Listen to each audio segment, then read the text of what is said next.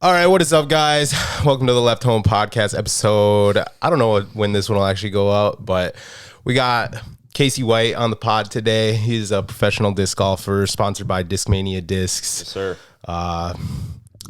What other sponsors you got right now? I'm sponsored by my local pro shop, Disc Golf 978. A lot of the pro disc golfers are coming through Arizona because that's kind of where, well, a lot of them spend their off seasons in Arizona, and then the first couple tournaments are kind of in Arizona and Vegas. Everybody generally just has to migrate west, and I just got a lot of homies in the Phoenix area, so it's like no brainer. Yeah, so me and Casey met like 3 years ago, almost maybe now? 3 years ago. Well, yeah, 4 years ago, maybe. Like we knew because like mutual friends, Right. And then you played the tournament in Des Moines, and you Yep. drove down with Terry, and I was there with Colin and Marcus. Yeah, yep. That was But we were cool. probably in like a group chat on Snap. for, Exactly. like- Yeah. We knew each other through a group chat on Snapchat. I feel like but our entire friend group like that is because of that group chat on Snapchat. I feel like there's like disc golfers. You're like, you have all these friends. Yeah. You never met half Nope. of them, but then you finally do, and Yeah. it's like, Do I even you introduce already myself, know them Yeah. because it's like you've been in like a Yeah. Snapchat group chat. I mean, that's some Colin shit Bailey, like one of that. my best friends. He was literally just a name that I saw like a mutual friends on Facebook type thing, and then it was Geisinger that added me to their group chat. And I was Yeah. like, oh, like I recognize this guy, and then we met, and we were best friends from I feel there. like that's how disc golfers are, and like if I remember back, like if Alex posted something and like tagged me, you get like 10 new friend requests Yeah, from for people sure. that you have no clue who they are. They're just like, oh, They're that just guy's like, pretty oh, cool. another He's disc throwing a golfer. disc. Like, they just like, you're like, I mean, great and all, but also like, I mean, I don't really want a bunch of random friends on Facebook. At the same time, so like not so much Facebook, but Instagram. I used to try and use it to my advantage because like Alex was, big name. I was trying to like post videos of him throwing, yeah. and then people would be like, oh, like from Alex's followers, click on my profile, Yeah. and like so it kind of like we kind of helped each other out. But like Yeah. random people on Facebook isn't really as important. sometimes you like look at them, you're like, I don't know about this guy. Yeah. I finally got to the point that if I haven't met you in person, there's no chance that Yeah. I've accepted Dude, that friend request. I still get people on Facebook that are like, it's like someone you went to high school with who like you weren't friends with. They're fine, like nothing against them, but it's like, Yeah, for sure. we graduated like 6 years Yeah. ago. We never talked in high school. Yep. Why do you? My only why rule are you is like sending me a friend Yeah, I request? know. My only rule is if we were friends before, we're chilling. And like Instagram, if you're following me still, I'll follow you. But as soon as you freaking unfollow me, you're out of there. You're out of the plate. Yeah. Yeah, shit. So this is your second year on Discmania, right? Or third? Second full year. Second so they full signed year. me mid-season in 2020. Mid-season, like contract signings aren't really a thing. It was kind of like Yeah. a special thing just because of COVID, and like I started to get really good all of a sudden. But so my second full year, like on the team, On and stuff. Discmania. Sending it full time. Hell yeah. So I don't know how much you can talk about, but like what does a disc golf sponsorship entail? So I mean, like everybody, like when It's obviously all different, but yeah. So obviously, like I'm only like a couple years out of high school, but like when I was in high school, like only reason I wanted is because I wanted free discs. Everybody wants free discs, especially if you're like under 18. It's just freaking more things that you can collect and talk about. But so it starts. Everybody's contract always starts as free discs, and then then once you throw their discs, they see how good you are. If you can dig it, then they might help you out. They might make you like a signature stamp. That's what they did last year, and then this year they finally realized like you're a better player. Let's start to give you a little salary, Right. and more endorsements and stuff like that. Right now, because disc golf is so not so much fluky, but like I would say some things are just through the roof popularity and other things are just like the norm. It's a lot of endorsement deals. So it's like, if you perform well and get your name this many people, then like if you get this many people to buy your disc, Right. then we'll do that for you. like they're not gonna pay somebody who's not gonna bring them, right? Exactly. So they kind of test the waters and be like, you can get paid when all these people buy your discs, but if you have a big fan base, all the people buy your discs, they see the value in you as a player. Right. So like I have right now because of the whole like lack of stock. Yeah. I have issues getting just discs with my stamp on them. I have people come up to me every day asking, "Hey, do you have discs for sale?" Of course, I wish I did, but it's just a matter of there's a higher priority as far as like there's people that got much deeper pockets that they got to please first Yeah. than me. I mean, Right. I'm just kind of I'm still like growing my roots here, trying to settle in like deep in the company. Yeah, I feel like you're doing well though, especially with like like we were kind of talking yesterday with like the social media type stuff and like the YouTube. I feel like your YouTube like popped off like fast. Yeah, it was kind of out of nowhere. Like I just got bored in COVID, and like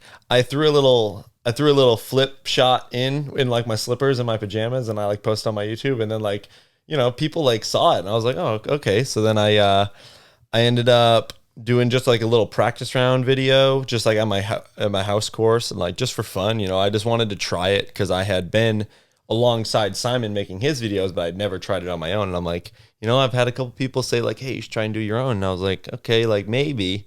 And then I ended up posting that, like, you know, nothing big, but then I posted an in the bag video, and next thing I know, I have like 5,000 subscribers. Yeah. And I was like, huh, okay. Dude, disc golfers love those in the bags. I remember when I was in like middle school, like you could go watch like Nate Doss in the bag. Yeah, like, all the OGs. Like that was the best video you could get. Yeah, I mean, like in the bags are kind of like, that's your moment to bond with the player as a fan, because like some discs are the exact disc, exact stamp, and you're like, I have his disc. You know what I mean? So I think that's kind of like a cool thing. I've always thought it's funny though too, because when you watch it in the bag, most guys are throwing the same bag. Yeah, like of course. You, Simon, Eagle, Colton, like they're not like the same colors or the same, but they're all the same. You're throwing the same discs, all of us, because they're the best discs that the company makes. I think every player has like maybe one or two molds that aren't similar to the next guy, but like if you're sponsored by the same disc manufacturer, everybody knows what the good discs are, and everybody who throws powerful needs to throw the good discs. You know what I mean? So it's just like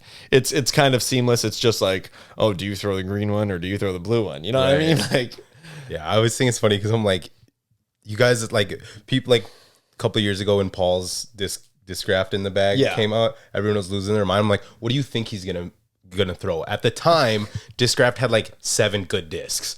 Let's be real. They didn't have anything good other than like it was force buzz. Yeah, you know, like what do you think he's gonna be throwing? We already know. He's like, the whole video is probably just like him being like, yeah, I'm throwing this for now, but then I'm just gonna make a disc that's gonna replace literally. It. Like, now he just made every disc that's in his bag. Yep.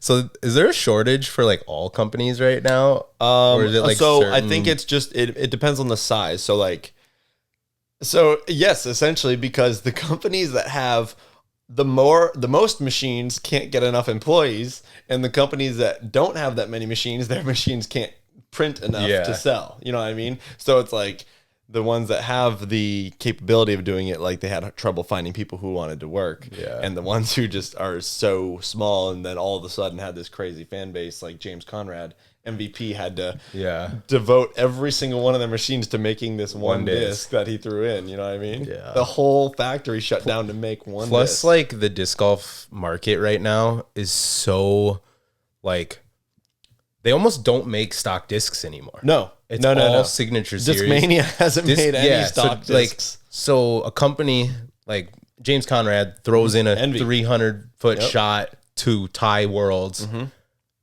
And every person in the disc golf world, because let's be real, most of the disc golfers in the world are complete fanboys. Yeah.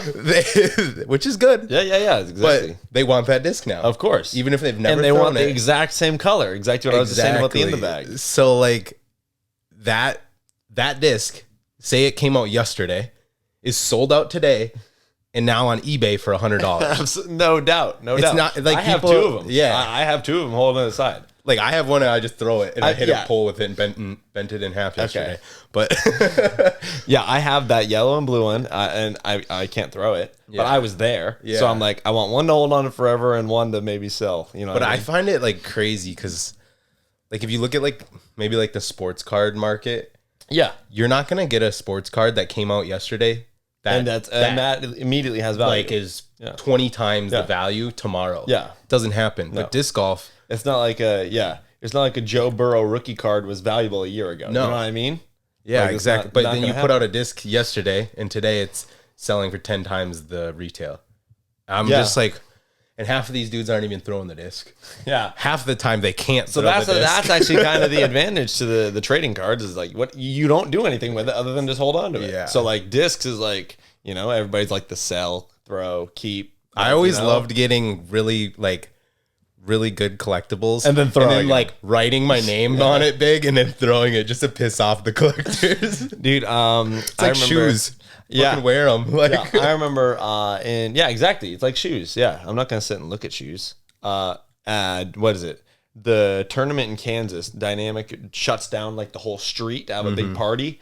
And they always do like those like limited releases that people are literally buying it in line, turning around, posting on Facebook Marketplace. You know what I mean? Because there's only like, 200 made.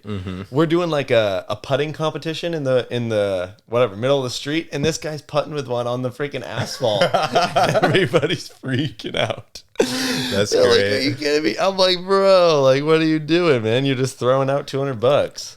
I mean, yeah, but some people like that's what they want to do. Yeah. Like that's what I would do. I mean, hey, some people, money is just money. It's annoying now though too for like me. If I want to get a good disc, like I can't. Luckily, I'm friends with most of the pros. That's so me. It's like That's me too. I mean, like when I first got sponsored by Discmania, like I had a big hole like in my bag. Alex gave me like 7 discs. Nate Perkins gave me a good handful. Like just people, and also just fans. Like all they have to do is say, hey, like if you're like, hey, I'm looking for this, they're like, yo, here you go. They're like, please, please take it from me. Yeah, I was lucky because like when Discraft was all popping off, and then Terry and Alex, Terry had a bunch of stuff. So I basically got to go pick out a bag for free, and it's like everyone else has to go drop $30-$40 a piece on all these. And, because I hate paying for discs. They haven't really paid for discs. Yeah, that's funny because Terry, at the end of the 2018 season, Terry just got like a bunch of his new stamps. And I was like, oh, this Undertaker, I'm kind of interested in it. And he's like, oh, yeah, you should get it. And I was like, oh, I don't know. Because like I'm kind of like, I wasn't really like committed to switching away from my bag yet. And he was like, yeah, like $20. I'm like, $20? I'm like, bro, like, I ain't going to pay for it. Yeah. Sorry, Terry. We're just going to go in your garage and take them. Yeah. So I was like, oh, if you want to charge me money, then I'm definitely not throwing this thing. Yeah, this shit's brutal. Now it's hard for me to buy a disc because I'm just like, nah. My goal is always just, I don't care about like throwing discs into trees or anything like that. I just don't want to lose them in the water. Yeah. Because then you never know whether. Dude, I lost like half of my bag at Vista. That's why I just couldn't imagine playing there all the time. Like maybe I'll play there once. I mean, I'd play Vista before I played Fountain Hills, just because like Vista, like bad shots go in the water, but Fountain Hills, like good shots go in the water. You know what I mean? So it's like whatever. Yeah, that is true. And that's kind of the other thing though. Talking about free discs. To another company, free disc is another piece of plastic. But in Discmania, the way that our market is, free discs that you're getting from them is just money. That's just a big wad of money. Discmania is literally like, it's like that. There's nothing out there that's good. I feel like all the good stuff is held on to. Yep. It's impossible. I think that's actually a huge advantage to being sponsored by Discmania, because so much of our stuff is collectible that I have a box getting shipped to me for free right now that, they just released yesterday morning. And like you said, they're probably on eBay right now. And I have 3 of them for free. You know what I mean? Right. So the important thing is that I have access to get those, even if I don't even care about throwing them. I'm still having them allotted to me. Like if the company is going to release a flippy fairway that's not something it's really designed for AMs. Yeah. You still get them. I still get them, and then I can still just sit on it, and it'll never lose value. Yeah. Because the older it gets, the more it holds its value, really. Exactly. Unless they just all of a sudden make more. Didn't you get like one of those tilts when it first came out and it was going for like $900? No, I sold the prototype tilt. I think there was like, Simon had 10 of them, but I was told that there was like 30 of them made. Simon, I just bought my van that day, so we just paid $10,000 in cash. And Simon's like, hey, like here's for, help out for the funds. He's like, I bet you could sell it for like $300. And I'm like, 300. I was like, more like 500. Like I just said that in my head, just posted it up, had him sign it. It's like a nice display. I took a picture of him holding it so people would be like, oh, look at this. Yeah. Dude, it was at $600 in 2 minutes. Yeah. And then it only went on, the auction only went on for like 12 hours and it ended at 2,100. Yeah. You sold that thing for over, bro, you paid off a fifth of your van with this. Yeah. Oh my God. With one piece of plastic. Dude. And then guess what? This is the kicker. Like that's crazy. 2 weeks later we go to, or whatever, 2 or 3 weeks later we go to the Discmania warehouse. We go to like the team section, which is like reserved for players. And they're like, oh, these green tilts, these are the only ones made and they're only in the team section. I'm like, oh, I'll grab one. And then I was like, cool, like just whatever about it. And then my buddy Kyle, we saw him the next week. He's like, dude, I just sold 2 of these for like crazy money. And I was like, okay, like I'll see what I can do. Post it on the thing. Same guy that bought the other one, $670 or something like that. Bro. So this guy's literally just funding my tour right now. Shout out that guy. So then, season goes on. I throw the tilt. I I get on the Disc Golf Network coverage, throwing it well, not just throwing it to be an idiot. Mm-hmm. And then when I threw it in at Jonesboro, I remember telling my friends that day. So, I guess I should probably tell the people, but there's just this shot that the basket's kind of straight on. And if you get to the left, you just have this wall of trees. And I just took the disc and just kind of straight up, I don't even know, roller coastered it, up and over, straight in the bucket, and ended up getting on Sports Center. But before that, it got on Sports Center. I remember just telling my friends, hey, that whole, I threw it in over the top of the trees, and they were everybody was what? That's crazy. But I didn't really realize it. I was just hey, this is something cool that I did. And then everybody, all of a sudden, now that's what they kind of know me for. And the guy that bought the other two tilts, he messaged me, he's let me know when you want to sell that thing. And I was no, I still throw it in my bag. So I don't really want to sell it. And then I realized, I'm well, they all fly the same. It's a super overstated disc. You probably just get a new one. Yeah, exactly. And they fly the exact same thing. Then the next week we're at a guy's house, and he's oh, are you going to sell that thing? And I'm no, I don't think so. And he's well, I don't know. I think you should. He's I'd probably pay $3,000 for it. And I'm whoa, okay. I'm okay, let me consider this whole for sale thing. So I messaged the guy, because the other guy that had already bought him. I'm all right, you wanted it. He's name your price. And I was all right, $2,000. He's deal. There it is right there. Bro, what does that guy do? I don't know. He buys discs. That's what he does. He's got a lot of valuables. Oh, man. So here's the craziest thing, though, is that that was the only one that he just bought straight up. The other two, there were other people willing to pay the same price. He was in a bidding war back and forth. Really? It's not just this random guy that posted this insane bid. It had to climb. You could have had multiple people who paid that. Yeah, absolutely. It was crazy. Jesus. And it was kind of the thing where you saw this guy back out at 900 and this guy back out at 1200. And then you just watch two guys go from 1500 all the way up to 2100. If these guys have wives, I know, that's what I said. They probably got a divorce after that. I know. I just said they clearly have wives that do not check their bank statements. No, or they just got tons of money, which probably, but also I know some dudes that are I spent my whole paycheck on disc last week. Yeah, I know. The guys that they'll bid on a bunch of discs, and then the last one they're oh no, I over budget. It's bro, you just spent $300 on this. What's another 20? You know what I mean? Jeez, that is the disc golf. I hate it, honestly. So when I first started playing, there wasn't a collector market, really. Yeah. Maybe the pros were looking for 11-time rocks and of course. ABRs and stuff. Yeah, the early 2000s discs, but anything that was hot off the press in the last couple of years was not valuable. You want to know what the hottest disc back in the day was when MVP released the Ion. Seriously? That was their first ever disc, the Ion. Dude, me and all my friends went and bought a stack of them from the disc golf shop in the cities. Those things were those the ones with the sparkles or whatever? I think certain ones they were the first run. I think so. They were obviously MVP has the base plastics now, but that was when it was only champion. They're champion blend basically. And dude, everybody was putting those Holy things. One of the crap. best, at the time, definitely one of the best throwing putters. Okay. They were very I used to throw one. I used to throw one with a Boston Bruins die on it. So they were very torque resistant. So you could just crush on them. And they had the rounded inside of the rim. It wasn't a straight, it was rounded off. So weird. Classic disc. Yeah. But yeah, so I remember those being one of the first ones where people oh damn, you got that. I remember when the Nuke came out also. Really? Yeah, okay. Dude. Yeah, see that's before my time. Yeah. When did you start playing? 2012. 2012. But 2012, I played for a month with one disc, knew nothing, and then I didn't play again until 2014. Okay. And that's when my pro shop opened up by my home course. So then I got to see other discs that wouldn't be at Dick's Sporting Goods. You know what I mean? Yeah. So I was oh, okay, but even if a disc was collectible, and I was looking at it on the shelf, I had no idea. I remember they got the Nate Doss Sports Center Forces. Oh yeah. But they sat on the shelf. So did I think that they were collectible? Absolutely not. Right. You know what I mean? Was that the first shot on Sports No, Center? I think it was the second. Second one? Yeah. But it was an ace. He aced hole one at Fountain Hills. 380 feet over water or Yep. something. Yep. Yeah. So I remember that. That was like insane. What is it? When your shot gets on Sports Center, is there any like, do they just ask you permission and No, they didn't ask me permission. Yeah.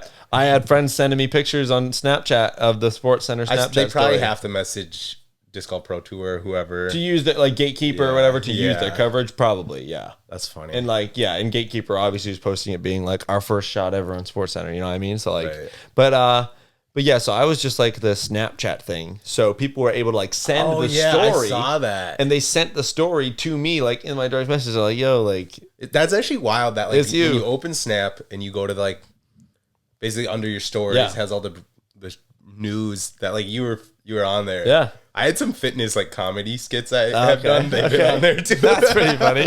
All right. Not Sports Center, but like those other ones.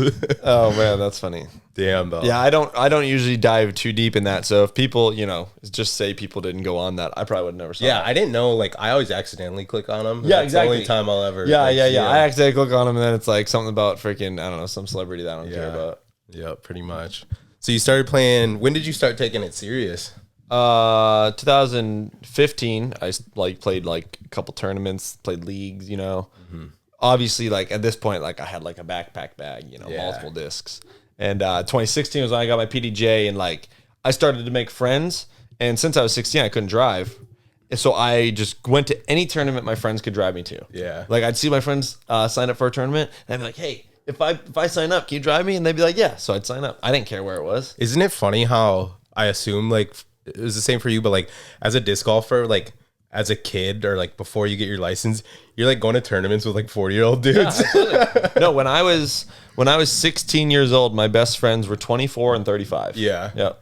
And my friend Ben was 35. I used to drive to his house after work on like Friday nights and we used to play Xbox for hours. Yeah. It's so like we had my buddy Ethan from back home, who's a big disc golfer too, on, and we were all reminiscing about like our home course and how it was like the first time we saw someone smoke weed. The first time we like see all this crazy shit. You're like 14. So I only had one kid that played that was my age. So like when we first started, like I tried to introduce my friends, but they were never like asking me to play. It was always me bringing them along, And but my friend Steven, I used to play like baseball with him, but like never connected with him. I saw like he posted a picture of him at the disc golf course, and I like immediately, we were like we became like close friends because it was like we're both the same age. I don't know any other kids our age. We're tired of hanging out with 40-year-old guys. Let's play some rounds, and we went out like every weekend. We'd get rides and stuff like that, and I remember one time this guy comes running through the course. He's like, I lost my jar of weed. I think like he's like, if you guys took it, like I don't even care. You can keep all the weed. I just want the jar. Must have been a nice jar. And then exactly, we're like, we're 14 and we're just like, and my friend Steven's like, if we go find that jar.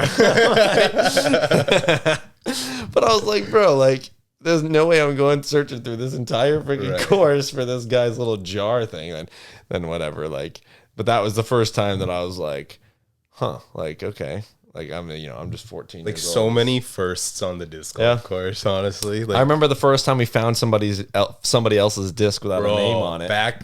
That's like Gold mine back in the day. I remember the first one I ever found, I thought it was a Bud Light can. Oh, And then I like came up, saw I'm a like- reflection. He's like, oh my God, it's a disc and it's got no name on it, bro. It was a Lightning MX1. Oh, Do you know what that even is? I do, because our local sports shop like had the full Lightning lineup. And they don't have premium plastic. No. So like, I was just like, this is crazy. And I hated the disc when I started throwing it because it was so ugly and like it was just like cheap plastic. But it flew the farthest, and I had no explanation for it. It's because I was 12 or whatever, 14. Because your arm speed and actually I couldn't could throw. handle the other disc I was throwing. I could handle this one. So I was like, yeah, this one goes far, but like, I don't like it. You know? I feel like that's how I was back in the day. Like if a disc was like ugly, you're like, No. Like I remember the first time my dad and I went and bought a disc, he got a DX Beast, which is, like $8.99. I got a Champion blue one, and he's like, hey, how come yours is $3 more expensive? And I'm like, I don't know, I just picked the one I liked. I remember back at our local shop, like if you wanted like a champion disc, they were like 25, dude. I was like, That's nowadays. yeah. But I'm like, My friend Jesse, his first disc was a Champ Ape. oh, for non-disc golfers out there, it's basically like if you've ever thrown a frisbee, this one just goes very hard left. Like, if you don't know what you're doing, you're gonna not have fun, basically. Man, it'd be like throwing a freaking flat football with no air. You Yeah, know what I mean? basically, that's the equivalent. Yeah. It's just not even existent. Damn. So when did you like? Did you like go up the ranks? You play like intermediate, Yeah, advanced, I started in pro, intermediate or just like, because like I played like C pool and league and like, wasn't too confident. I had heard from people like, oh, you're better than that. But I didn't know I was better because I just saw the scores I was shooting. I'm like, everybody beats me. You know what I mean? So I played intermediate. First tournament, played terrible. Well, this is after I got my PDJ. So like the first couple tournaments I played, I actually didn't even know what I was doing. So the first one I played was on my home course. It was rec, just entry level. Yeah. Sucked. The second one I played, I didn't know it, but it was AM1 only. So like I went from rec to a full AM field, like all the best AMs in the area. But I was just like, it was one of those scenarios where my buddy Corey said he'd drive me. So I was just like, yeah, I'll sign up. And then once I got my PDJ, I kind of understood like, okay, I should play intermediate. Didn't play well to start. And then the next tournament, I actually got like guilted into playing AM1. That I ended up playing, and I almost won the tournament. I actually had like a putt to tie for a playoff, like to push playoff on the whole 18. Completely shanked it, like it was my first opportunity to like be in the lead of a tournament. And so like I was like, oh my god, like this is it. Yeah. No, I just completely shanked it. I think I missed the comeback. Dude, that was like my first few advanced tournaments. I'd Yeah. always be on lead card second round and then just shit the bed. Yeah, so that was just kind of like okay, there is some potential here. And then the year went on. I ended up winning one finally at the end, like in September.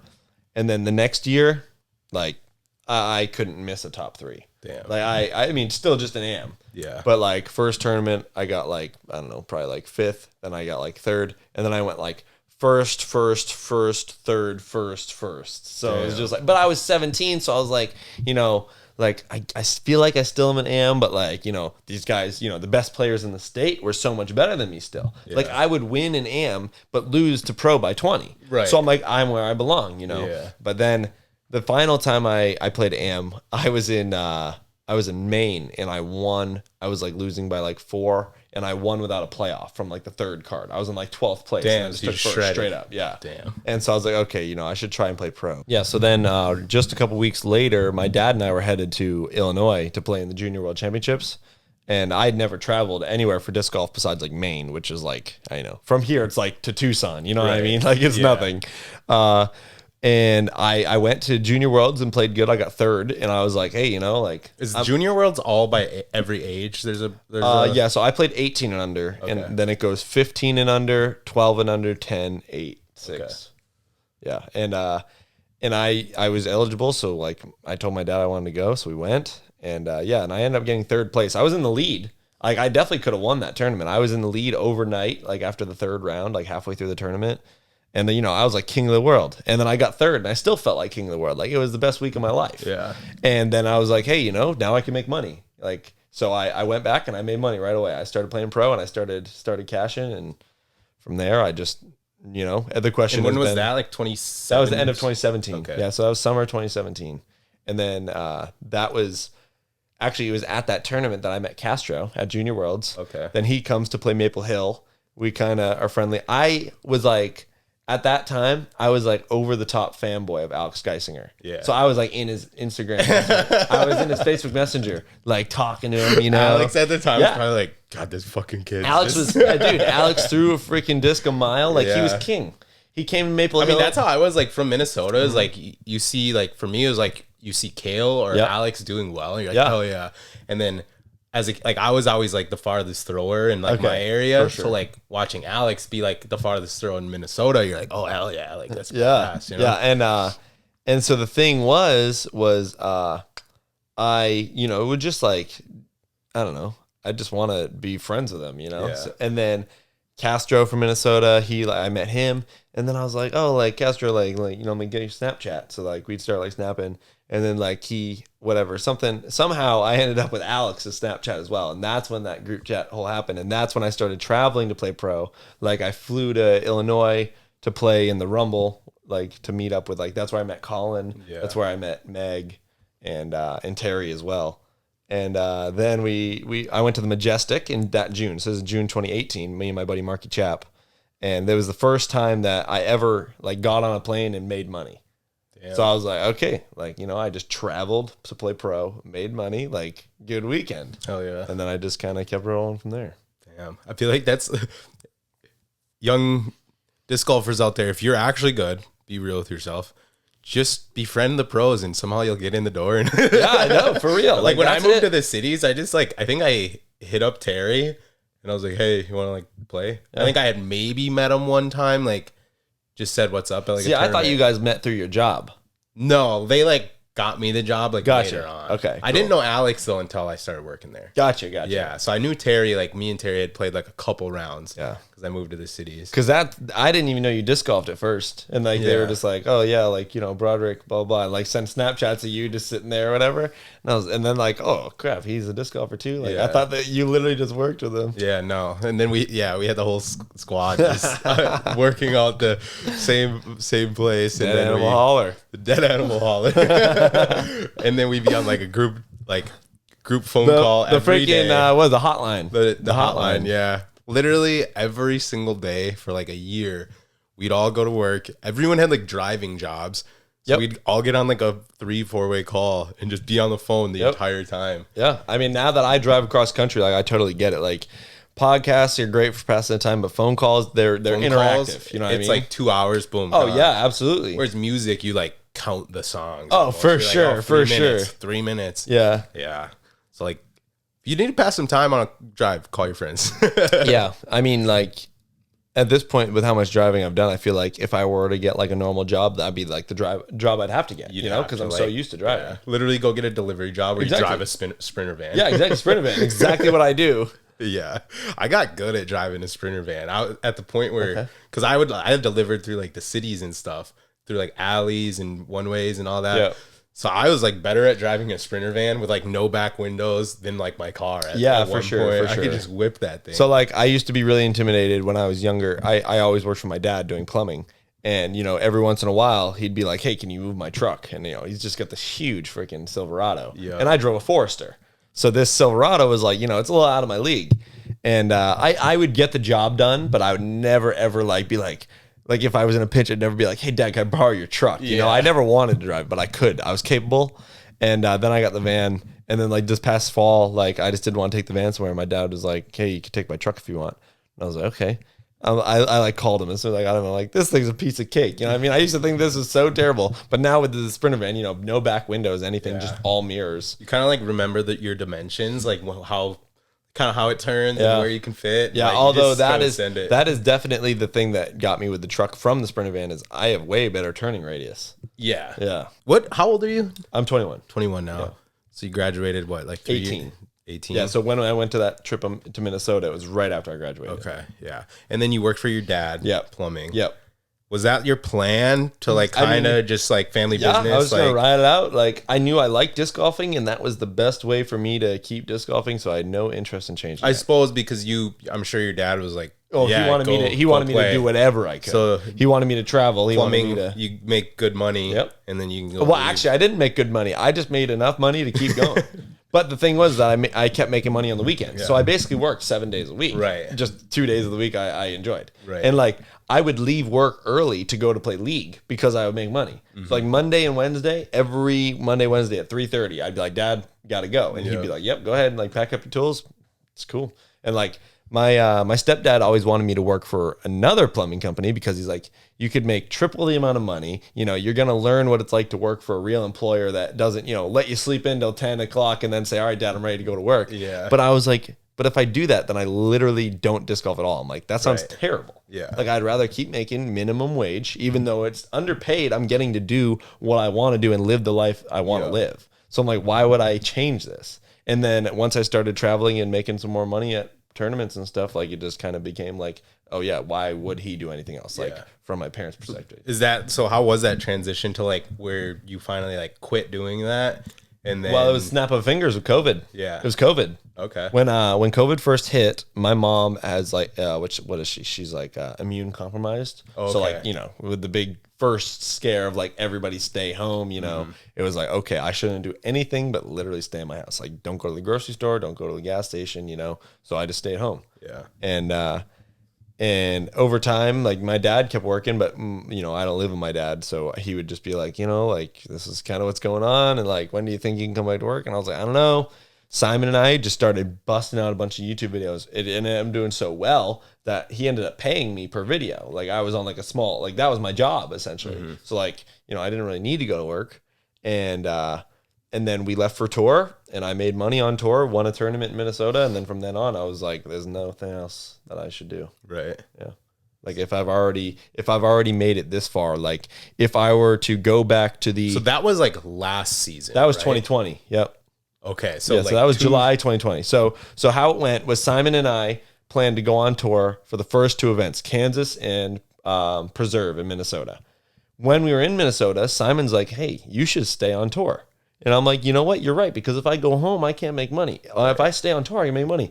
He's like, just find somebody you can ride with. And like, he's like, whatever, like the Patreon can sponsor a couple of your entry fees. I'm like, oh, sweet. So I hit up Terry, because Terry at the end of 2019 was like, hey, I want to go on tour. Remember? Yeah. Like Terry was asking you, like, Yeah. like, get good. I wanted to, but then I sucked. So yeah. He's like, yo, coach, you got to get good so we can go on tour. And he went to me. He's like, yo, I really want somebody to tour with. And I'm like, dude, I just can't commit to that.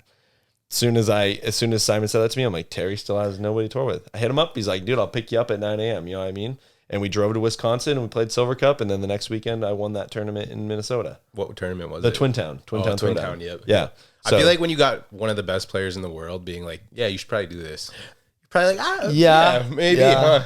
Huh? Yeah, definitely. I didn't really hesitate that much because like the only reason I never did dive in was always just the what if. You know what I mean? So like hearing Simon say like, you should do this. It was like, okay, like it wasn't the what if I don't cash or what if I need to go home. It was like, what if I freaking do crazy good? You know what I mean? Like that'd be sick.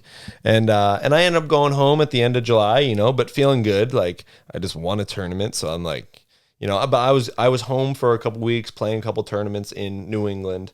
And then I won an A tier in August. So it was like, everything after that point just kind of, just flowed, and I was just kind of riding the wave. Like I didn't feel like my life was in control of me. I didn't feel like I was in control of my life. I was literally just waking up each day with knowing what tournament I was going to play that weekend. And I just kind of kept going. So kind of like from that start of like going with Simon, yep. Has it just been like a steady incline almost the entire time? I mean, I think so. Like I've never really been like, oh wow, you're worse. You know what I mean? Yeah.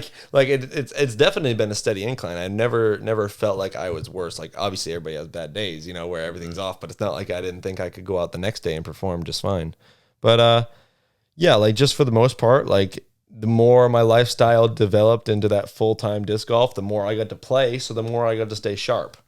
And like, I wasn't worried about 5 days a week working and stuff like that, or like getting out of work with enough time to play, or being in Massachusetts in crappy weather, you know what I mean, through the winter. So it just kind of it's just slowly improving constantly. What was it like to be like 19 years old and like basically living on the road?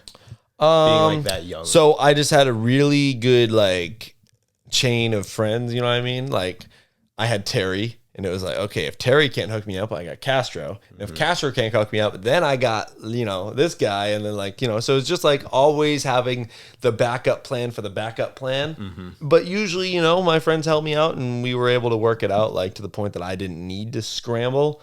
I know I did scramble one time, and I was 19. And it was the beginning of the 2020 season here in Scottsdale. I was in LA, and our buddy who lives in town here had told me the year before, like, hey, you can stay when you come to the Memorial. And then I'm like, hey, man, like, I'm still good to stay with you. It's like, oh, no, dude, we don't have room for you. And I'm like, you kidding me? Like, I've been planning for the last 6 months of me staying here. I'm like, okay, whatever. Then I like tell like my buddies, and they're like, oh, like they're the ones staying with him. They're like, oh, I don't know why he told you couldn't stay there. I'm like, shit. So now I got to find a different place to stay. I'm reaching out to like the Macbeths, because I'm like, they definitely have some connections in the area. I'm reaching out to other people, and I'm reaching out to Seppo. And, like everybody's just like, you're like, oh, bummer. But it's not like they're like, oh, let me call somebody, like, and I wouldn't expect them to. Like, if somebody were to tell me, I'd be like, oh, dude, that sucks. Like, that, you don't deserve that. But I'm not going to be their freaking, like, their savior. So, like, it's whatever. I got what I expected. And then Simon was staying with this family. And he was like, yeah, like I guess I can ask. And I'm like, well, I mean, I'm kind of out of options here. And, like, it was this crazy turn of events where, like, I had to have Seppo drop me off at this hotel in Scottsdale, and it was with like my buddy Tim. And then I went to the course that day, like I walked or something, but I had to leave my luggage at the hotel, and then I had to like have Simon pick me up at the course and drive me back to the hotel to get the luggage before they checked out of the room. And it was like, it was just a crazy, like you're just like stranded in Scottsdale. Yeah. Just like, well, I hope I figure this out tonight. Yeah. And I was just dropped off in the middle of the night at this hotel that I slept on the floor. and like that was it. And damn, it's only gotten easier since then. Yeah. Well, now you got the van. So yeah. And that's the other thing is like ever since, because my first couple of years of touring were always flights. Mm-hmm. I'd get on a plane, I'd start in one city, play a couple events, fly out of a city, maybe, 3 states away. Now I'm finally in my own vehicle. So like before I was always in a freaking backseat of somebody's car and we were going wherever they wanted to go. Yeah. Not where I wanted to go, wherever they wanted to go. So if it was time to, go home from the course, it was time to go home from the course. If we weren't practicing that day, like shit out of luck. So as soon as now that I'm in my own freaking car, my own vehicle, doing whatever I want on my own time, like nothing can compare. Like even touring with Terry and Simon was great because they let me take their car. So like Simon, when we were in Minnesota and my buddies Marcus and Colin were like, yeah, we should meet up and like get dinner. Simon's like, yeah, you can take my car. Like Simon drives a freaking S5, bro. Like that's a straight up race car. And he's just like, yeah, take my car. And I'm like, dude, this is so nice. Hell yeah. I feel like the disc golf like community, that's like how most people are. Yeah, and Terry was the same thing, Yeah. I mean, like, Terry just doesn't give a shit about anything. But Terry like said it straight up, like he didn't even it didn't even have to come to the point like before I even needed it. He was just like, hey man, car's our car, you use it whatever you want. Yeah. And I did. So how is the like van life experience been? It's great. I just sleep wherever I want. I can see as many friends as I want. How's like your build out? What do you got? So I've got the only thing I'm missing is a sink, really. Okay. But I think that's kind of the least important thing out of the necessities. So I have solar, I've got full electricity. I've got a fridge. I've got a full shelf of bed. I've got a full rack of discs, all my backups, good shelving for clothes, good shelving for like extra storage, like shipping for discs and stuff like that, pots and pans and food. Obviously I have we actually ripped out the cabinet in my dad's kitchen that was above the fridge and just screwed it on the wall. Screwed it on. Yeah, so I got the cabinet. It's got all like my supplements in it, like my protein and stuff like that. And then the other half is just like, just food and stuff. But it's definitely unique. There's a lot of people that have like much more complex, much more efficient builds, but like I did it all, like we did all ourselves. Like we didn't go off a rubric. We didn't try and like mimic anything. We were just like, hey, this works. I feel like as long as you're like, you got the freedom, you got a bed, and you're making money. Content. It's like, it's just a matter of being like content. Like there's nothing right now that I'm like, oh, damn, I wish I had that. You know what I mean? Like, I'm just like rolling with it. The only thing that does suck right now is my side door is broken. Our dog like chewed the cord.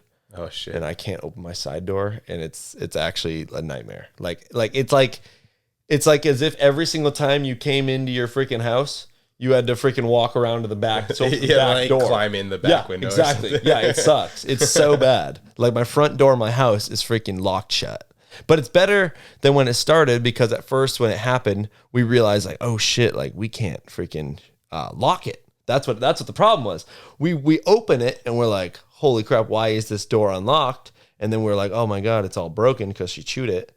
And then I finicked with it a bunch, so then it became permanently locked. And we're like, okay, good. Now it's secure. It's like, we'll figure out another day. But now it's like, okay, I think I'd rather it be permanently unlocked, and then I could like manufacture a way to like tie the door shut if somebody were to try and open it. Right. You know what I mean?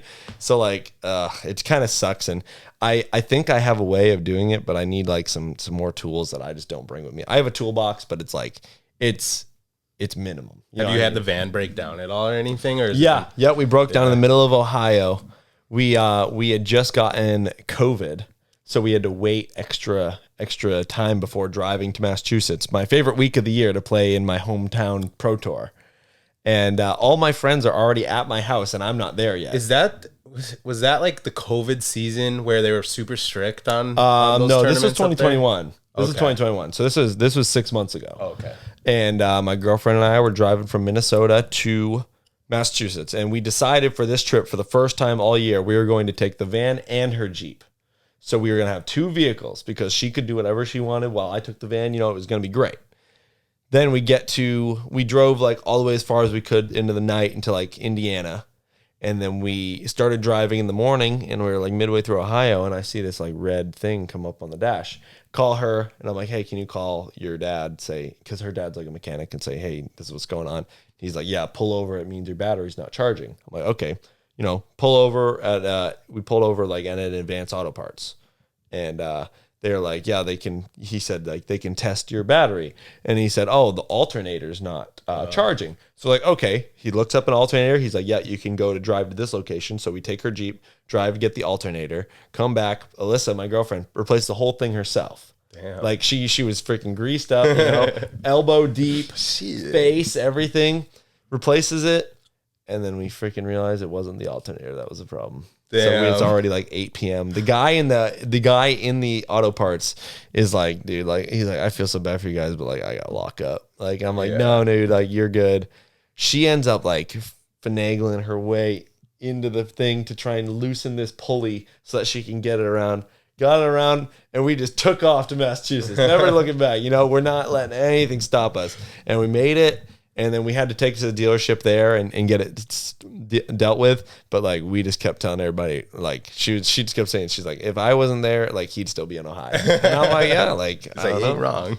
One time when I was sleeping in my car in Maryland. When you were driving? Yeah, in this Walmart parking lot. Like I woke up and my mirrors were all turned in. And I was like, that's... Because I was like literally just in my car, like seat laid back. Yep. And I would like hang a couple towels around to like block the lights. But like, you could see in everything, you know? And I wake up and like the mirrors are completely pushed in. And I'm like, that means somebody definitely like came up and just like did it. And I was like, that's fucking creepy. That is a little weird, yeah. But I was... Luckily, I had like this big ass crowbar thing with me like the whole time. Yeah, that's what I was like. That's what I've told some people about that, and my friend was like, I got a whatever, a 9mm you can borrow, and I'm like, yeah, but then I gotta like take it in between all these different states. Like I'm like, I'm not staying in one place where all laws are the same. I'm going to a different place every. That's the one shitty thing about like concealed carry is it's all different through every state, and then. Not like I'm like, wow, I really need it, but like I could never accept that opportunity because it's just like I think it's a little too risky. Right. Going it's like from state to state. You get pulled over, cop sees a disc golfer, they're first and sick pothead. It'd be like they're gonna search your car because you're a disc golfer. Yeah. Then you have a gun and then you're screwed. And everybody like travels their own way and stuff like that. Like I know some people who are probably bringing some stuff state to state that they were really hoping, they're driving under the speed limit for sure. Yeah. Thankfully, like in my van, like I just kind of drive, I drive as fast as I can, but it doesn't go over 70. Right. I'm pulling a lot of weight and it's a small diesel. Yeah. So I go 72 when I'm going downhill. That's it. Yeah. So like, most of the speed limits out here in Arizona are 75. They're not pulling over the guy that's going 67. No. Unless I'm like, the wind. Dude, in Arizona, everyone's driving 95. That's what my friend told me as well. So you'll be going. Speed limit will be 75. You're going 85. The cop passing you is going 95. Yeah, and he's like, what the fuck? My friend Adam said like he's like, yeah, you can go on your phone all you want. You can go as fast as you want. Like, yeah, I don't know about the phone thing, but he said that everybody texts and drives and nobody does anything about it. Yeah. Not smart though. Yeah, of course. But yeah, dude, the freaking speeds here is like. You just see you're getting passed by cops and you're just like, okay, so like if I ever get pulled over for speeding, like I'm going to be so pissed because I'm like, what do you mean, dude? Like, come on. Yep.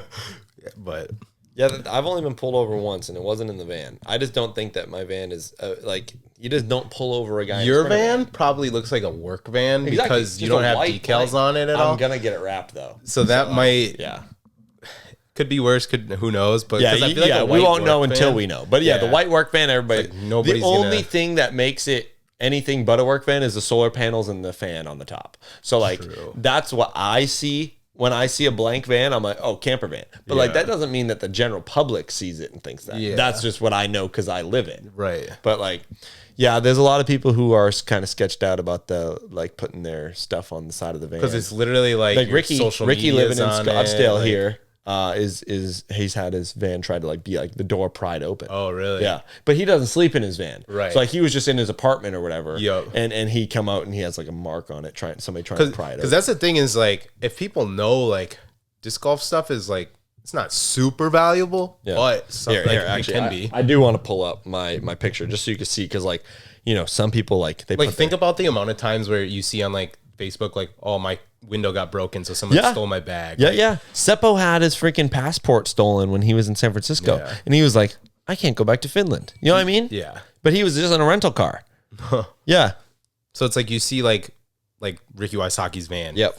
So 2-time world champion. You're like, so okay, this exactly, guy might and you have see some his valuable shit face in there. on it. Exactly. Yeah. So look at this is what I got going on. This is what I'm putting on my van. Like, look at how simple that is. You know what I mean? Gets the point looks across. sick, though. Yeah. Right.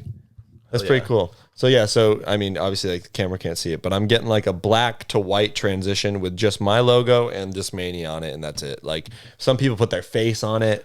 They put, I'm putting my Instagram and my YouTube on there because I want followers. You know what I mean? But like, I'm not putting like some people. It's almost like they have their freaking home address on it. You know what I mean? Damn like, near. here's my social security number. Like, I'm like, yeah, I don't think I want to see my face on the side of my vehicle. Yeah. Like, Like it is the type of like where it's like people you're posting on social media, so people probably know where you are. Kinda. Yep. And then they know like that's your vehicle. So it's, like can definitely Yeah. where the sport is right now. I feel like it's not as much of a problem. But yeah, of course. coming Well, that's- soon. I mean, this sucks to say, but like this year is going to be the first year that the Disc Golf Pro Tour is actually having security. Oh, So yeah. like before this year, there was nothing stopping anybody from walking up to Paul McBeth with a knife. You know what I Right. mean? There was nothing stopping that. Yeah. Like literally, Simon and I have signed discs for a guy with a freaking pistol in his holster. You know what I mean? Simon literally was like, "Oh yeah," like he's like, "There's a signature," and he's like, "Yeah, and you brought your gun. Like that's cool." 2022 season Yep. about to start. Yep. Heading to Vegas Saturday. Yeah, probably Saturday or tomorrow night. What do you got any goals for this season? What are you most excited for? Yeah, so last year the only goals I set for myself were 10-20. Yeah, I think I started the year last year like, 7 points off or so from 10-20. So I was like, that's a pretty feasible goal. Then I told myself I wanted to get like a top 10 at like a big event, and I wanted to get on a lead card at one point. It doesn't matter if it was first round, second round, final round, I just wanted to, just kind of be seen. Mm-hmm. And then like 3 weeks into the season, there I was. Damn. First place after one of the first rounds. I was on lead card. I got top 10. Like my rating jumped to 10-20 in 2 months. So I was like, okay, like I should have set bigger goals. You know what I mean? Right. So like this year, I'm like, I want to win. Like I'm like, hey, last year I set my goal and met it in 3 weeks. I'm like, okay, like. Yeah, I want to win one by the end of the year. Win a pro tour? Anything. Silver Series, Pro Tour. Like, I want to I don't even care if I win. I want to have the opportunity. Like in Texas. Like if you I think I saw a stat. Was it like Kevin Jones didn't win a single time last year? And he was in the running. But he almost won every tournament. Yeah, so you thought that he had this great this terrible season. But he freaking actually was almost winning every single time. And you're like, oh, Kevin, he just didn't have a good season. And then you actually look at it and it's like, well, he almost won Portland. He had almost probably won Worlds. The best season, actually. Yeah. Most consistent. Consistently got screwed over. That was Kevin's season last year, really. Because a lot of it's weird how obviously when Paul was winning all the Worlds, when Ricky was... Clearly, they're the best. They are. The world champion. Yeah, there was nobody Nowadays... You can win worlds and you're not the best player. This year, there's 4 majors. We could have 4 people win majors this year. Whereas Paul swept the majors. Ricky did it too, right? Or no, because I forget what happened. Ricky never won the USDGC. Okay. Yeah, Ricky never won the USDGC. But either way, for a while, it was one dude winning pretty much every tournament. Yeah. Now it's a lot more up in the air. I don't know if you could ever... For my opinion, Paul McBeth he's just the best player in the world. That's just what I think. Of course. Like overall, you can't. I think that Paul Macbeth is just still that guy to beat. Yeah. It doesn't matter about skill. It doesn't matter. It's a matter of like history and just like in relativeness. Like you're never counting him out at the big ones because he's won way too many of them. Yeah. So like he can have the worst season of his life, but then he's gonna almost win worlds. You know what I mean? Like obviously Greg Barsby, great disc golfer and everything, world champion from 3 years ago, almost 4 now. Okay, yeah, 2018. Was he the best player in the world? Not even close. Not even close. Not even close. Just how it was the perfect freaking storm. He got did it. He got the 2 courses that paired perfectly for him to take down his opponents, and he took advantage of it. Yeah. And that's kind of where I'm at. Where like I know what I'm up against now. I've done the full year on tour. I know these courses now, and I'm like, okay, like Texas, it's got a couple of those courses that like these people who can throw 100 feet farther than me don't really have that advantage. They do on some holes, but like I can make up ground in the woods. So like, I think that I could definitely come out strong. Like, and I just want to get back to that like final round league card. And then I know that like now that I've had the opportunity and kind of let it slip, like now that it's like, okay, I've been here before. Let me try and figure this out for myself and I'm going to I'm going to take control of it rather than letting it happen to me. Yeah. What do you think the best part, like strongest part of your game is? Definitely like short forehands. Short forehands. Forehands under 250 feet, 300 feet. Like that's absolutely no doubt. So a lot of the woods courses, quirky lines and like you're good at scrambling almost. I'm really good at adaptation. Yeah. Like I'm really, so scrambling is a good thing. So it's just like being in a scenario that you've never seen before. I'm really good at creating a shot that's going to get the job done and like bring it to life with a disc. You know what I mean? Like, be like, okay, like got to go through these branches, turn around the corner, flex back. And like, I just think I'm really good at imagining that and then like bringing it to life. And that's something that you got to do because like you can play all these practice rounds, but if you only play the perfect shots and you're expecting to land in the fairway, like when you get faced with adversity, like you have to stand up. Like the thing that I say, like when I teach people is like a good player can play well to their strengths. A great player plays well in all different conditions, like whether it's, you're playing to your strengths, you play to your weaknesses, anything.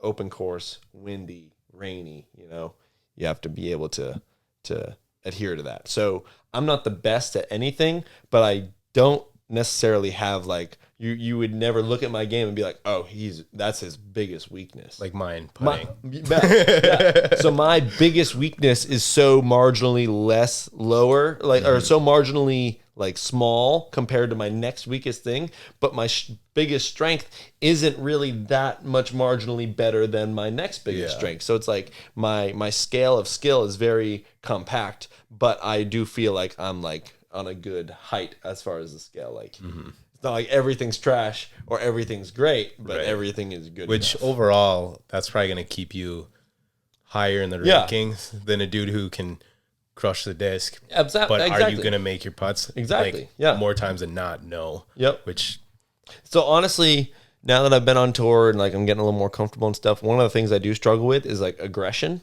like going for shots that are probably not a good idea, but like I kind of want to start doing that because I've played it safe for a couple years and it's like, yeah, it's cool to play safe, but like if you think of it, throw that aggressive shot, and if you say your strength is getting up and down, basically, for sure, why not take that risk? Because the odds of you still getting a par is high because that's your good. Yeah, and also I'm still working on like I really, really want like the financial aspect out of my mind when I'm playing a tournament.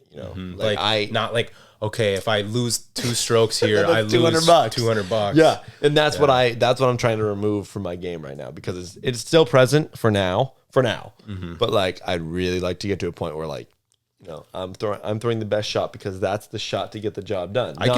Because I'm trying to eat. I could see how as disc golf grows, and you would hope one day the top 100 players are all on salary that of course that them winning $2,000 versus them that's why going Simon, for a shot, losing 4 strokes and dropping 10 spots doesn't cost them their next week's. That's why Simon has never cared because he said that the money is not marginally enough for him to care. Right. Like the difference between 2nd and 5th is not enough money for him to actually like care. Right. Which the peace of mind. Like winning is cool. If he's not winning, like it doesn't matter. Yeah. It's either like Paul Macbeth. He's all he wants is first. Yeah, Kevin Jones. First Kevin Jones the same way. Who gives a shit? Yeah, Kevin Jones the same way. I played with him where both of us kind of weren't doing that well, and he was just like throwing crazy shots. Yeah. You know? Plus, like for a guy like Kevin Jones or like Simon is, if they're not gonna win, maybe they get a highlight and that grows their social media Yeah, for following. sure. Okay. That in turn makes them more money. Yeah. Them throwing the crazy shot can make them more money than five higher places in Yeah. the tournament. Absolutely. You know, if you look at it like that too. So there's a lot that goes into it because the game's at such a weird place right now where you got dudes who are making millions and you got dudes that are making 20 grand a year. Scraping. Not even. Not even. But like you know, you got guys that are netting negative money on the year, but they're still out there somehow. Yeah. Like what? Hey, for the love of the game. I Yeah, guess. yeah, right. Like I see some of these guys on tour, and I'm just like if like that was the position that I was always avoiding when I was 19, not ready to make that leap. Like hey, I'm just gonna do it. I'm just gonna do it because I want to. You know, I was avoiding that grinder. Oh well, if I got to get at least 20th place if I want to make it to Georgia. You know, Right. like what? Like how can you live with yourself like that? Like sitting in like last putt of a tournament and you're like, I have to make this in order to eat. not go home next. Exactly. Fuck, I'd miss them all. Yeah. So I'm really glad that I waited. You know, I waited for my time to come. I never put myself in that position because I would have been too much. Like going home was my biggest fear. Like just the fact. The one thing that I will tell you though is like, you're so young, and like even I'm like I'm almost 25 now, but I feel like I'm getting like too old. But in the big picture is like, if you failed and you had to go home, dude, you're still 21 years old. You could go back out 2 months from then. You could go work for 2 months, save up money. It doesn't matter. And that's kind of what I did. So when I was just trying to dip my feet in, trying to understand how to play like a pro, that's what I was doing. You know, I would essentially fly out, play, you know, sometimes I wouldn't make money. Then I just fly home, work, fly out, play, fly home, work. And like, it was just like my steady, I always planned to come home. So I never felt like I failed. Yeah. I could go out and I could miss cash at both events, but I still had a great time with my friends. And that's all I cared about. Right. Like I never once committed, I'm going out there and then was like, okay, I got to change my plans. Like my plan was always to come home. Yeah. So then when it was, my plan was to come home and I stayed out there and kept making money, that was like even more fulfilling. You know what I mean? What do you think you've learned most about like getting better at disc golf since the first like year that you got to like the only people you played with were like top level pros? Yeah. What part of your game or what did you learn the most from being able to just watch them? You know, you have your textbook shots and then like, shots that like you should have, but then you just kind of like go like, I know how that's supposed to work, but why does it not fly like that when I throw it? And like understanding discs that are capable of doing things that they're not made to do, really. So like an understable disc, it's supposed to go right, but you watch somebody like Simon who's just really skilled and he's throwing it with this baby spin on a hyzer and it's moving left. And it's like, that's a disc I couldn't even think about going straight because it's going right, but he's throwing it, making it go left. It's like, this is really funny. The movie Cars, like the kids movie Cars. It's like when he's drifting, he's like, turn right to go left. He's like, how the heck does that make any sense? It's literally like that, So like seeing what's actually possible as far as like the complexities of the shots and then just being like, okay, if you see them, now I know how. And then it's just a matter of teaching yourself. But like, it's a matter of being in love with it so much that all you want to do is learn that new shot. You don't care about like, oh, I might not be able to do it. You're just like, that's cool. I want to do it. And like, I'm interested. That was like one of my biggest learning lessons when I started playing with Alex, because I felt as though me and Alex had almost an identical skill set. Yeah. He's obviously better than me, yeah. like more consistent. Yeah. And then I would say throws 75 feet further on average. On average, yeah. But power forehand, he had it, I had it. Yep. Power backhand, he had it, I had it. Power putter shots, he had it, I had it. So everything he could do, I could also do, not quite almost at the level. as good. Yeah, like not quite at the level. But Yeah. so if I saw him throw a shot or a you line, could just do it. immediately I was like, so I can do that. Yeah. So maybe just slightly less far. So And, I would say that's where we are polar opposite, because playing with Simon as that, Alex type guy, throws so much farther, so much capable of more things. We have complete polar opposite game. Yeah. I'm all forehand when it's on the short holes, and he's throwing these putters, and I'm like, dude, you are insane, like throwing that shot. Like, I'm not even capable of that. I can't even think about it. Yeah. And he just does it, man. Like Simon isn't most impressive because he throws far or because he can putt straight. His most impressive thing is grabbing a disc that's beat to crap, dog teeth marks in it, and throwing a freaking 300-foot straight shot with it. Yeah. Like, he can ace a hole that's under 200 feet with like a 14-speed driver. Yeah. Like that is, and like his spin control is like that's what it is. Tier. Yeah. So he excelled in the thing that I was weakest in. So like you are saying I was always able to see the line and just follow along. For me, I was able to see the complete opposite end of the spectrum. Like, hey, you're really good at all this stuff, but look at all this stuff you've never even tried. That's possible. Like, he's not throwing a forehand shank, with a shank shot, putter, like flex. Yeah. No, he'd never. And if he did, it's because like he was just goofing around, probably. Like, right. No, he always threw backhands, and I never did.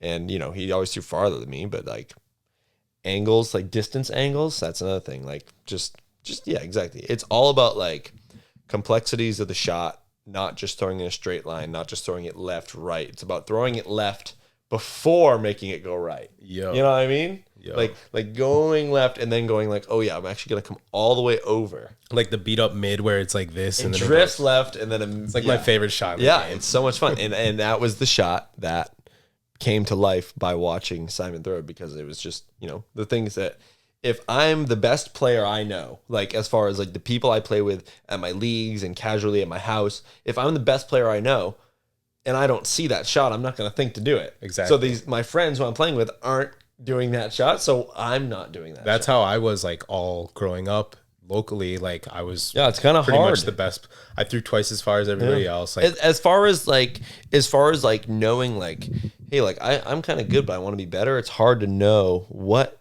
do I need to get better, because like, well, I beat my friends, like I don't know what else I can do other than just like, I guess I just keep throwing more and keep putting more. But like all I would do is me and Alex and Terry would go play Kaposia. Every disc, me and Alex basically threw identical bags for the most part. I remember. So whatever shot he threw, I just tried to copy it, because I'm like, he's one of the best players in the world. That's a great thing. Yeah. If I can match every shot he throws, I'll probably get better. Yeah. That is true for sure. And thankfully you didn't copy his, after he missed the putt. I mean, I probably did. Oh man. But shit. Yeah, everybody's got their own way of getting good. Mine was just, I just wanted to keep throwing. That's all it is. That's the thing I think like with disc golf is like, over everything is like, you gotta just love watching a disc fly. Of course. And you gotta just I love watching it just fly out of my hand. Yeah. You know what I mean? Like I love watching it just fly, but I love watching it fly out of my hand. Yeah. So like I never practiced as work, It was just like I was practicing, but I didn't even know it, because I was just like, this is what I want to do. Mm-hmm. This is what I've waited all day in school or all day at work to do. And like, oh wow, I'm practicing. That's cool. I'm just having fun, Yeah. I used to like go out after, I would be at like baseball practice. I would like pitch a bullpen, or I would pitch in a game. My arms fried, and I'd still go play disc golf after. So I like, actually what quit. am I doing? I actually quit all my sports. The only sport I played once I got disc golf, because the practices were in the morning, was hockey. Okay. So I would play hockey in the winter, disc golf obviously off season in the winter. So I would go to practice at 6 a.m. in the morning, and then in the afternoon if I wanted to go disc golf, and I still could. And it never really interfered. But baseball was out the door. I played on a golf team. And I told my golf coach, like the second week of the season, I'm like, oh, no, that match is on Wednesday. I got league. I won't be there. And he's like, like you didn't show the last one. He's like, maybe you shouldn't be on the team. And I'm like, yeah, you're probably right. I shouldn't be on the team, because I'm not going to anything on Monday night or Wednesday night, because those are my league nights. And that's just how I went. And I never played another sport again, really. Yeah. Yep. Well, clearly it worked. I found the right one. Yeah. Yeah, for sure. But yeah, I mean, and then from there, like, I was always like, the kid who played disc golf, but like nobody was like, oh, like he plays disc golf. That's awesome. Isn't it funny how like you probably go to high school with so many kids who were like, I want to be in the MLB, I want to be in the NFL. Like most likely none of them are. And then you got like little Casey You got White. the freaking, you got the the gamers that are making big on like Rocket League tournaments and Minecraft, and then you got like the kid that was just throwing frisbees after school is like making a living doing that, and they're probably all like, the fuck. Yeah. So the actually, this is really funny. I just talked about this recently. The teacher that played disc golf at my school, he was like the guy that, everybody's like, oh, like, isn't that what he does? He's a total weirdo. Yeah. And I'm like, I am very thankful that now I am the representative for disc golf at my high school and not that guy. Because like everybody's like, oh, what a freaking weird thing, That guy does it. But now it's like, hey, Casey White. And I'm like, all right, cool. Like I get to represent it now. But I do like to think about that because way back when I first started making money, like it was probably like maybe my 4th pro tournament, I made like $500, and it was the start of my senior year. And this kid in my class said something, and like I don't even remember what it was, but I just remember like making a remark like, yeah, I remember when I was in 5th grade. And he goes, yeah, I remember when disc golf was straight. And I go, yeah, how much money you make playing quarterback, Vinny? And then he didn't say anything, and my English teacher was like, "Oh," they're like, "Oh shit!" Because I was literally just finished talking to my teacher about how I just made $500 this weekend. Yeah, and I was like, "Yeah, how much money does the starting quarterback get paid at this school?" Dude, I loved it. It was hilarious. That's funny as hell. Yeah. So what would you tell like aspiring the young kid out there? He's 14 years old, playing leagues, tearing it up, wants to go for it. It don't even matter if it's disc golf or not. Yeah, like it just life in general. You just have to know that you enjoy what you're doing. Like even when I was doing plumbing, like people always ask me like, "Oh, like do you like it?" And I'm like, "I'm good at it, so I like it. I like being good at things because I don't have to really think, So like going to work every day, it wasn't like I hate my boss. I hate this. Like I could never imagine living that life. Thankfully, I never did. I never hated my boss. I never hated my commute to work. I never hated my job.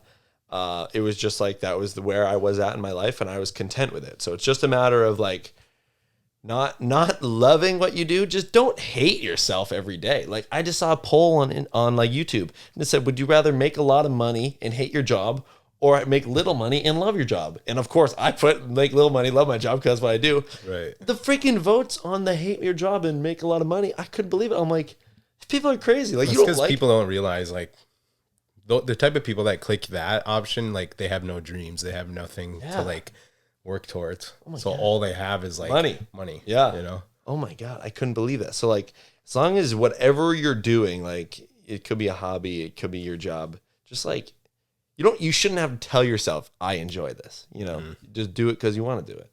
I throw a disc because I want to do it. I watch, same reason you freaking watch a TV show because you want to do it. I don't watch TV shows because I don't want to do it. And I don't force myself to watch them and tell myself you're going to enjoy this, So that just kind of goes for everything. I eat the food that I want to eat. I go to the places I want to go. I sleep in my van because that's where I want to sleep. What are your other favorite things to do? Do you have any other like no, hobby disc that's golf like, really absorbed my life. Just recently I've been hitting the gym a bunch. I'm really enjoying that, like having a workout routine and stuff like that. So like, especially being on the road and stuff like that, Planet Fitness has kind of been like the place that I like feel like, okay, like, I've been here before. Yeah. So like if I'm just like kind of by myself, like being at Planet Fitness by myself is different than being just in a random place by myself. Mm-hmm.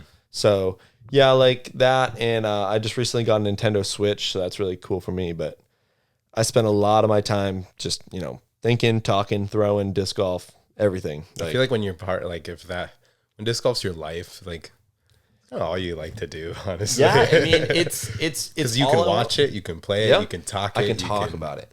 I could literally talk for hours as long as I could just roll in topics. And the other thing is, like, my memory is so insane that I can remember so many different shots and tournaments and players and everything that, like, so many dudes can go, they'll play around, they can tell you every shot. That's me. I can tell you every single disc in your bag from the round we played yesterday and every single shot and where it landed.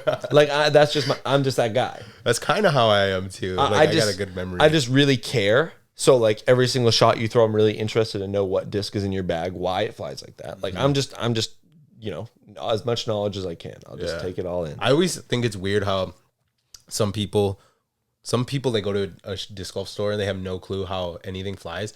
I've always said, like, give me any company, any disc, I probably can guess it. Can throw, like, either by feeling it or knowing just so much, having played for 10 plus years. Like, give me a disc. I can show you how it flies and tell you how it flies. For sure, for sure. I'm also, like I can go to a pro shop and somebody, anybody can come in and say, I need blah, blah, blah disc. And I can go to each brand and show them which one that slot would be, you know?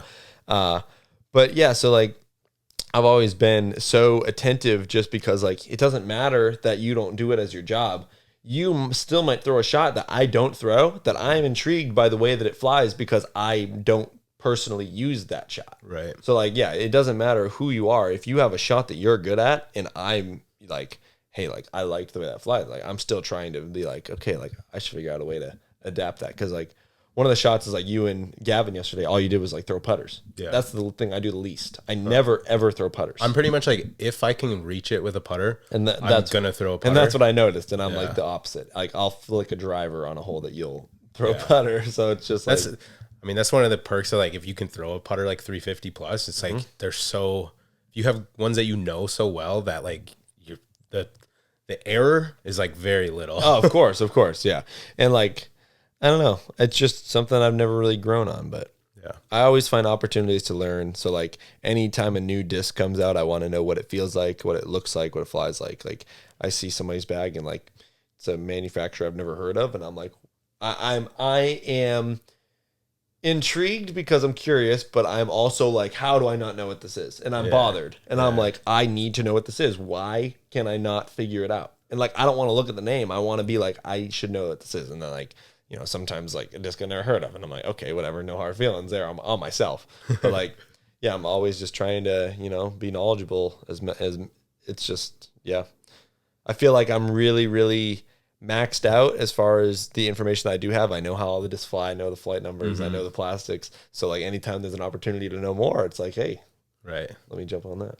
But I definitely don't watch as much anymore. Like you're talking about like consuming the content. I don't either. Ever since I gone on tour, I get to watch every tournament when it happens. Yeah. So like I'll watch my own coverage, like watching film. I'll watch like my friends when they're on coverage. For sure. Other than that, I haven't really watched much in the last few years. Yeah. Basically just for me, it's been since I moved out since COVID. So like June 2020, that was the last time. And then I, didn't really have like a TV or anything like that. I go on YouTube on my phone, but like I might look at like disc golf videos on YouTube, but like it's never around. Yeah. And if it is around, it's because something very specific came up that day that I was like, I'm actually going to check out that round or like that course. Yeah. Like just kind of luck. I'm a big Star Wars fan, so a lot of my YouTube stuff that I watch is like Star Wars stuff. Huh. Yeah, and like obviously like NFL, NHL stuff like that. What do you think about Tom Brady retiring? Heartbreaker, because you're from that's where you're I'm from. as big as a Tom Brady fan as I get. I kind of wish that he would have retired after he won in Tampa Bay. I'm not at all mad that he left New England. Like would have been like great, like win it and say see ya. If he retired in New England, it always would have been like that. Oh well, he never, he couldn't do it without Bill. It would have been like, hey, I left for 1 year, did it again, see ya. That's what I wanted. Insane. So like that's why like if I wanted him to leave New England because I wanted him to do that, like prove it, and then basically. He did it. And I'm like, dude, like I'm not mad that he played another season, but I was like, man, if only he would have been able to finish on a Super Bowl. Yeah. So, but then I was really upset that he did leave not after a Super Bowl win. But then I realized that he played the Patriots this year and won. So he set the record for the first player to beat all teams in the NFL. So after that, I realized that I'm like, okay, like this is acceptable. He didn't retire on a win, but that's all right. He the last play he ran on the football field was a touchdown. Damn. Yep. The GOAT. Absolutely. Well, shit, Casey, thank you for coming on. Yeah. That was a good time. Hoping to get some more disc golf friends on here. Anyone else, hit me up. Yeah, there's no shortage. But anytime I have the opportunity to talk, like I take it. Yeah. Like usually there's not a mic in front of me and I'm just talking anyway. Yeah. So like if it can We're be in like Chipotle yesterday and I'm like, everyone in here is definitely like listening to Casey because he's like 10 octaves above everybody else. Yeah, I'm just trying to talk, man. I love talking. I love homies. Yeah. Good. Casey White, want to like shout out all your you can follow me on Instagram, CaseyWhite4. Subscribe to my YouTube channel, Casey White Disc Golf. And just follow the Disc Golf Pro Tour and support your local disc golf aspiring pros. Oh yeah, young guns. Like Coach. Yeah, one day Yeah, we'll be one out day. there. Hey, it's never too late. That's the other thing that people don't really understand. Like, it's never too late to get that handle on your life that you think you want.